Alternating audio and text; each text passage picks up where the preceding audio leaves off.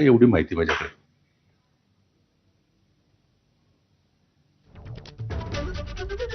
तर व्हीप बजावणाऱ्यांवर कायदेशीर कारवाई होईलच, पण त्यासोबतच त्यांच्या मतदारसंघात जाऊन राडे करू असं खासदार संजय राऊत आणि खासदार अरविंद सावंत यांनी म्हटलंय. बेईमानी करणाऱ्यांना सोडणार नाही, त्यांच्या मतदारसंघात राडे करू असं संजय राऊतांनी म्हटलंय.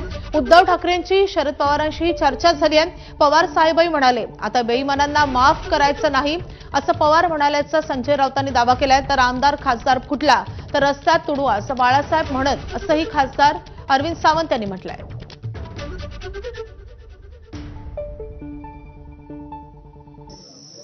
ये तोड़ेंगे, ये तोड़ेंगे, ये तोड़ेंगे। उनको लगता है एक बार ये कर चुके हैं, अब मैं कहूँगा तोड़ के दिखाइए। आपको नहीं तोड़ेंगे ना तो शिवसेना आपका बाप, हमारे बाप का नाम नहीं बताएंगे, और हमारे बाप का नाम बाळासाहेब ठाकरे है. आमचं असं म्हणणं आहे की आता जर कोणी अशा प्रकारे बेईमानी करणार असतील तर त्यांना सोडायचं नाही. त्यांच्या मतदारसंघात जाऊन राडे करायचे. पवार साहेब म्हटले मी स्वतः अशा जाहीर सभा घ्यायला त्या भागात जाईन तुमच्याबरोबर. कोणीही कुठल्याही पक्षाचा खासदार फुटला तर त्याला आता मोकळीक द्यायची नाही आणि त्याला धडा शिकवायचा. शिवसेना आणि स्वतः राष्ट्रवादी काँग्रेस पक्ष आहे, याच्यामध्ये काँग्रेस पक्ष सुद्धा आहे. पण वंदनीय शिवसेना प्रमुखांनी पण जाहीरपणे सांगितलं होतं ना, यापुढे एखादा खासदार आमदार फुटला तर बेलाशक त्याला रस्त्यात तुडदवा, कायद्याची पर्वा करायची नाही पण त्याला रस्त्यात तुडदवा, हा सुद्धा बाळासाहेबांचा विचार. बाळासाहेबांचा विचार म्हणतात, त्यांच्यासाठी हा बाळासाहेबांचा विचार आठवण करून देतो.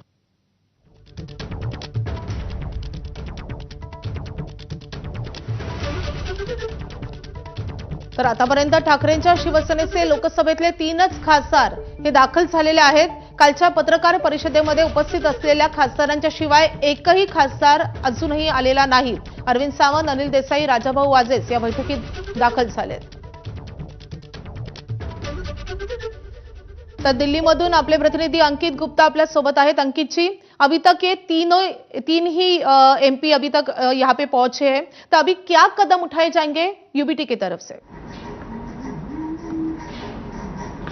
देखिए, इस वक्त की अगर मैं बात करूं तो शिवसेना का जो संसदीय कार्यालय है वहां पर जो है इस वक्त 4 सांसद मौजूद हैं, लेकिन संजय राउत क्योंकि जो है राज्यसभा के सांसद हैं, लिहाजा इस वक्त जो है नजर टिकी हुई है लोकसभा सांसदों के ऊपर. और लोकसभा सांसदों में अगर बात करूं तो अरविंद सावंत पहुंचे हुए हैं, अनिल देसाई पहुंचे हुए हैं, उसके अलावा राजाभाऊ वाजे जो कि कल प्रेस कॉन्फ्रेंस में भी हमको नजर आए थे. तो ये 3 लोकसभा सांसद पहुंचे हैं और 6 लोकसभा सांसद जिनको लेकर के लगातार दावा किया जा रहा है शिंदे गुट की तरफ से, वो यहां पर नजर नहीं आए हैं. और रही बात जो है इस बैठक की, तो इस बैठक को लेकर के जो है वैसे तो ये उद्धव गुट के सांसदों ने एक व्हिप भी जारी करने की बात कही है. अब ये कानूनी पेचीदगी का भी मसला है कि क्या ये अगर जो है संसद भवन परिसर में भले ही बैठक हो रही हो लेकिन संसद की अगर कार्रवाई नहीं चल रही है तो फिर क्या इस तरीके का व्हिप जारी हो सकता है या नहीं जारी हो सकता. क्योंकि हमको याद है कि 2022 में भी जब शिंदे अपने जो विधायकों को लेकर के 21 जून की बात है जब वो गए थे तो ये कहा गया कि व्हिप जारी हुआ था, उस बैठक में शामिल नहीं हुए थे. लेकिन उस दौरान जब मामला कोर्ट में गया तो वो दलील माने नहीं रखी थी. तो कुल मिलाकर के इस बैठक में कुल 4 सांसद मौजूद, संजय राउत राज्यसभा सांसद और 3 लोकसभा सांसद, लेकिन उसके अलावा के 6 सांसद जिनको लेकर के एक संशय बना हुआ है वो इस बैठक में नहीं पहुंचे हैं. जी अंकित जी, शुक्रिया इस पूरी जानकारी के लिए. तर संसदीय दलाच्या या बैठकीत केवळ 4च खासदार पोहोचलेले आहेत. अजूनही इतर खासदारांची प्रतीक्षा आहे.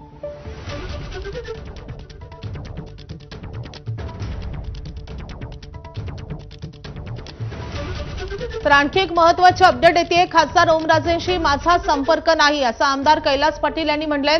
ओमराजेंच्या बंडाची चर्चा ही अफवाच ठरावी ही इच्छा असल्याचं आमदार कैलास पाटलांनी म्हटलंय.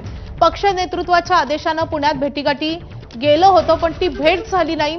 प्रतिकूल परिस्थितीत ठाकरेंना सोडून जाऊ नये ही आमची भूमिका असल्याचं आमदार कैलास पाटील यांनी म्हटलंय. धाराशिवमधले आमदार कैलास पाटील यांनी ओमराजेंशी माझा संपर्क नसल्याचं म्हटलेलं आहे. ठाकरेंच्या